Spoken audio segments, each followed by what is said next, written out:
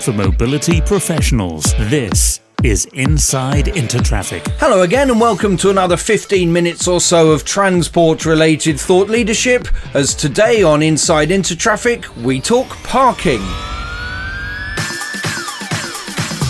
Hello, this is Paul Hutton with another podcast from the people who bring you the world's biggest traffic shows, including, of course, Intertraffic Amsterdam from the 23rd to 26th of March 2021. And as many parts of the world take their first tentative steps back towards some sort of normality after the coronavirus crisis, the issue of parking is suddenly in the spotlight. As we have to tear up a lot of transport policy, at least in the short term, how do we cope with people using their cars instead of trains, buses and trams, and how do we work out where to put them? We discuss it on today's Inside Intertraffic with our two guests, Ivo Cré of Polis and David Fowle of fascinating new UK startup Hozah. I suppose you could call it immobility as a service on today's Inside Intertraffic. This is Inside Intertraffic. So in a moment you can hear about a truly contactless parking solution that's perfect for our times, but first let's cross to my fellow reporter Kevin Borras talking European-wide solutions. Thanks, Paul, and I've been joined by Ivo Cré, who is the Director of Policy and Projects at Polis. Ivo, we've known each other for some time now, and parking is one of the topics that we talk about a lot. This is the subject of this week's Inside Intertraffic podcast. Let's look forward a little bit to where in certain countries in Europe, many countries in Europe now are thinking about post-lockdown, how the situation is going to look in terms of for traffic and congestion, parking, data, all that kind of thing. How are you seeing cities adapting to this, what's going to be a new world for the time being, and how does parking fit into it? I first want to say that cities have taken action in parking also from the early start on in the lockdown.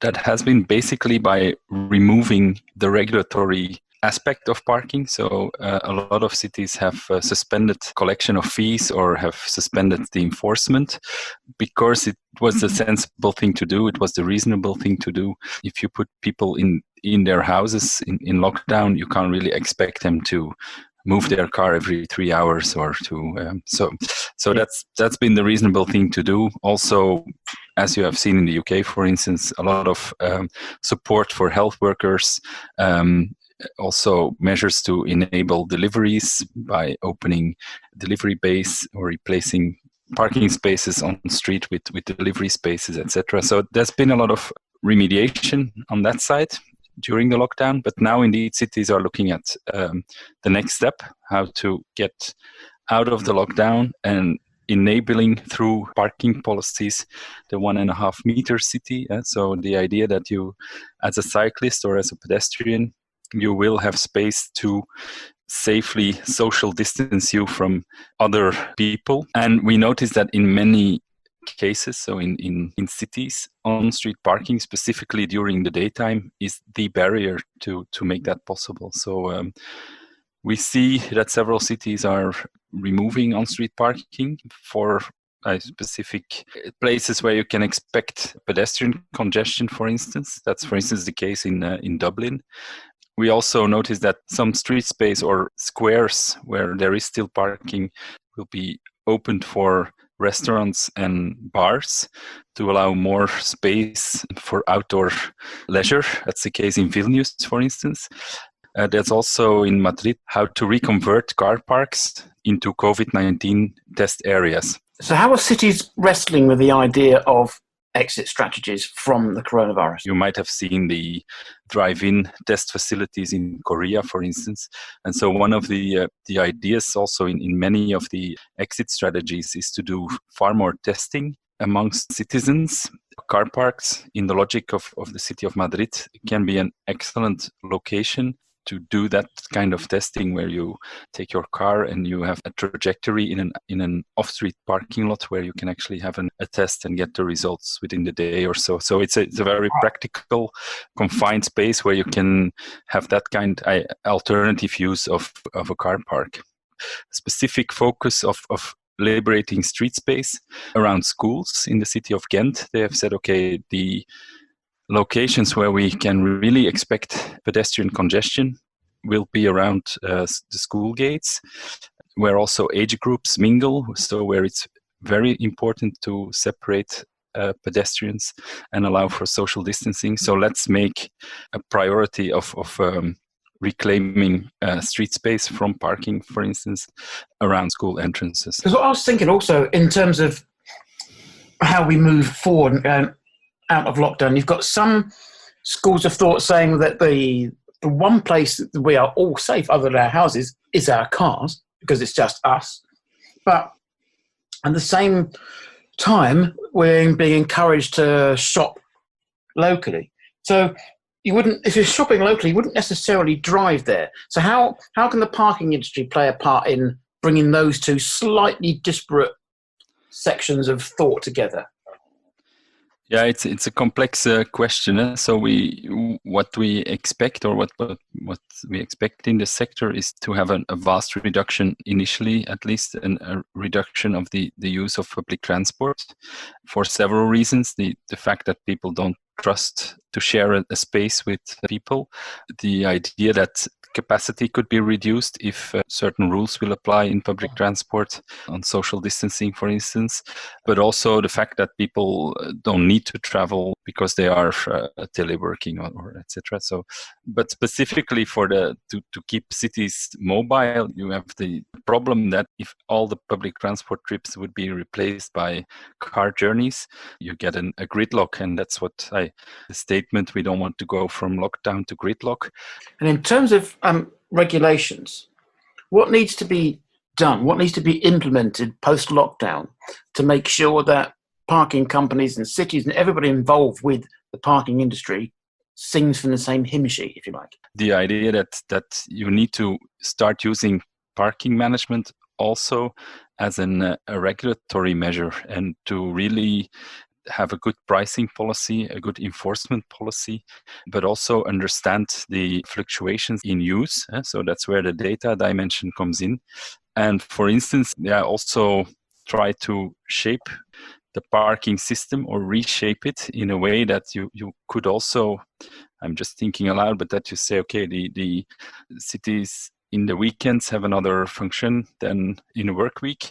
Same for evenings and days, so that you really try to make your parking system more adapted to the actual expected use or the measured use. So to be more dynamic in pricing, to get more out of the system, both in its abilities to regulate and to be there as some kind of a congestion tax, let's say, but also as a way to stimulate access on moments where it's feasible, on weekend days, in a shopping context, etc. So this idea that you use the system for the objectives you have, I think that's where also the data dimension comes in.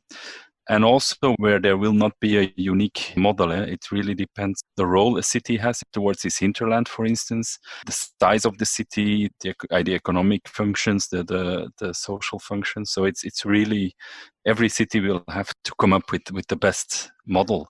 But I think that using a data approach for that, to really start to understand the pressure on the system, but also the potential the system has to absorb private vehicle mobility, it can help. Yeah, I think there are several companies who are working on that. INRIX has been very vocal on dynamic street management and rated parking management. There are others, I don't want to promote one specific company, but that they have been responsive to the COVID challenge and the street management and the parking management. Excellent stuff. Well, if you want to know more about Polis's ideas on parking, you can go to polisnetwork.eu, and it's the website is very clearly sectioned, and there's far more to find out. But Ivo, thanks very much indeed for your time. And with that, I'll hand you back to Paul. Thanks, Kevin, and some timely thoughts to consider there from Ivo Cré of Polis. For mobility professionals, this is Inside Intertraffic. Next up on this parking special from Inside Intertraffic, I caught up with David Fowle of Hozah, a UK parking startup with a unique selling point that is truly contactless. A mix of an app and automatic number plate recognition solves the problem of having to have a ticket and a pay machine.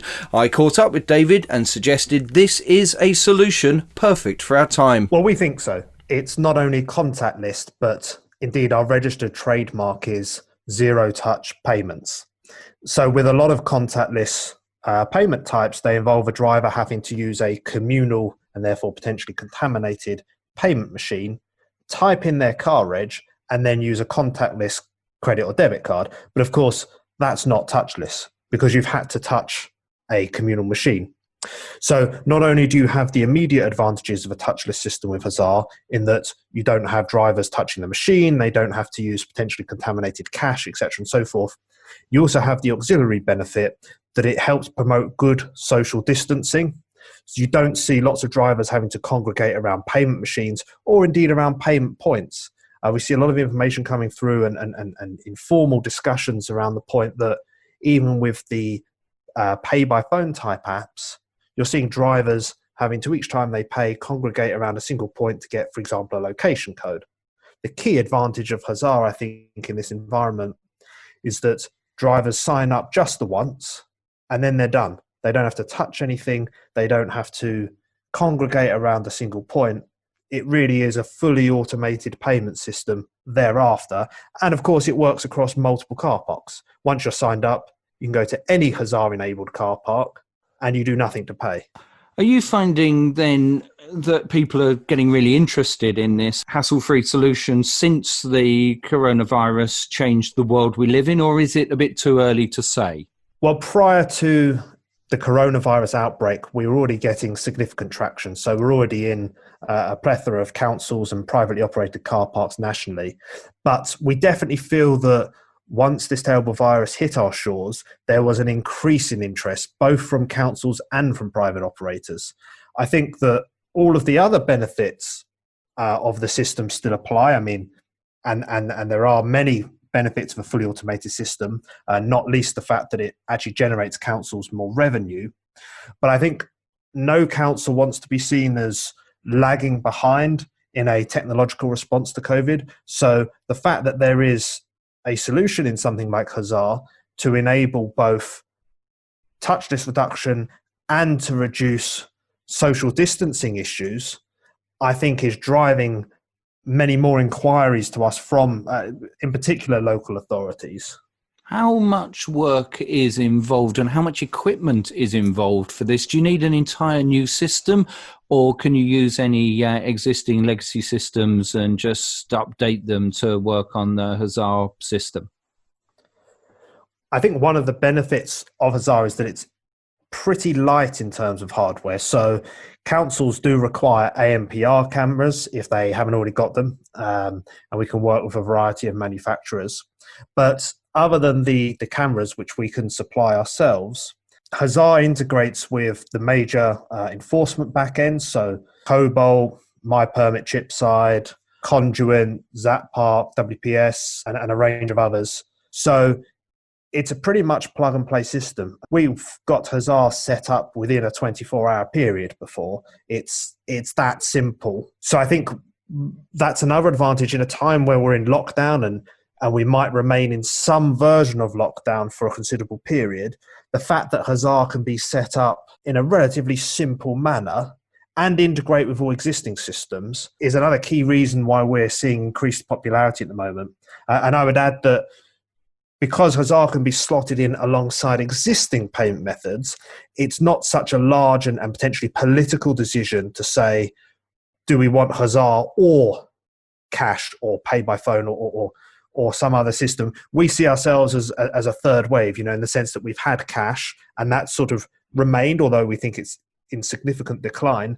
And then the second wave of what's now legacy technology of the pay by phone type apps, and now really Hozah is spearheading this third wave, which is not only digital and cashless, but touchless. I like the idea just as a driver of the fact that the things I don't like about parking is when I turn up, I've got to remember the ticket and try and find it again when I get back to the car park. Or I don't know whether I can pay at the exit or whether I have to go to a machine. And if I have to go to a machine, you've got to queue up behind people. And the thing I think I hate most is either if it's pay and display, you might end up paying for 4 hours and only using 2.5, and then you've wasted money. Or alternatively, when you're out and you're doing something, you're having to rush back to be able to then make the deadline, so to speak. Here, all that, I take it, goes away, because your solution is literally turn up, park, pay for exactly the number of minutes that you're using, and then when you're ready to go, you drive away and you just get billed for it.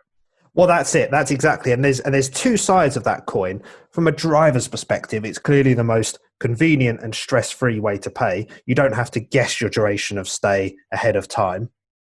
But on the flip side of that, from the council's point of view in particular, one, there's no need for expensive barrier systems, which may or may not break. But even more important than that, from a council's perspective, our research shows and our data shows that on average, in car parks that serve leisure and retail districts, Hozah drivers stay on average more than 25 minutes longer.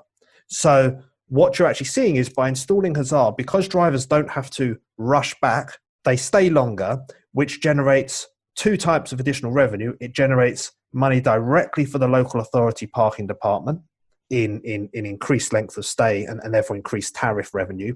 But it also increases the amount of money drivers are spending in these commercial and leisure districts. I think that's going to be particularly important as part of a economic COVID response, to ensure that we're supporting our retail districts, we're supporting our high streets by putting in stress-free systems that drivers can use and not have to rush back and cease their spending or leisure or restaurant experience unnecessarily just because of parking. And we're talking internationally here. You've mentioned about solutions in the UK, but I presume, apart from making sure that whatever ANPR cameras can read the number plates, the license plates in whichever country they're in, your solution could work anywhere. Absolutely. So we're already fielding inquiries from a variety of places, globally, in fact, not just Europe.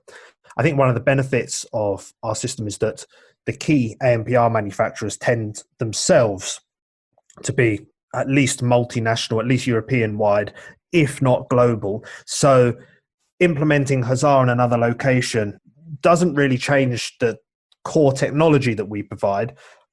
Of course, each country has nuances towards their ANPR law and their the ability of, for example, local government to use ANPR in various ways. So there are some nuances, but the core proposition remains the same, that drivers sign up at a single place once. They can then use every car park which is Hozah enabled.